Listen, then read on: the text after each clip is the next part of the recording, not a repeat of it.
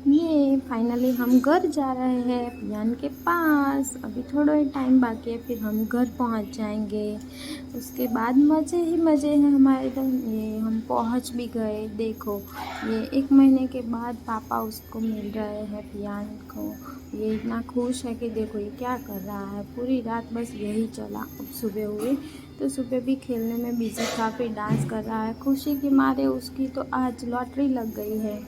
तो फिर हमने 2 दिन तो इतने मस्त बिताए उसके साथ घूमने फिरने, और फाइनली वो दिन आ गया जिसका हमें बिल्कुल भी इंतज़ार नहीं होता है। और छुट्टियां ख़त्म हो गई। अब जॉब पे जाने का वापस से टाइम आ गया। फिर हम वापस से 15 दिन के बाद ही आने वाले हैं इस बार भी। तो वो इतना नौटंकी कर रहा था, मस्ती कर रहा था, हमें छोड़ने का मन ही नहीं कर रहा था कि जाना ही नहीं है, जाना ही नहीं है। 2 दिन के बाद तो इतना आलस भी आता है और पियान को छोड़ने का मन भी नहीं करता है। लेकिन क्या करें, अब जॉब है, करनी भी पड़ेगी। और उसको हम हमारे साथ रख भी नहीं सकते, क्योंकि रखने वाला यानी उसको तो उसके नाना नानी ही पसंद है, तो वो वहीं रहता है उनके पास गांव में।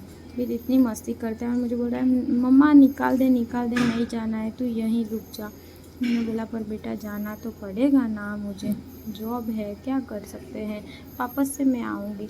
तो फिर वो थोड़ी देर के बाद वो सब निकाल दिया। तब भी वो उसको ऐसा था कि नहीं नहीं, अब वापस से मेरी दुपट्टा भी निकाल दिया और फिर बोला सब निकाल दी। तो मैंने तो चलो ठीक है निकाल देती हूँ, मुझे भी जाने का मन तो नहीं हो रहा था, पर क्या करूँ, रोना तो इतना आ रहा था। और मुझे रोते देख के मम्मी भी रो पड़ी, पर उसके सामने रो भी तो नहीं सकती, नहीं तो वो तो छोटा है, फिर वो क्या करेगा।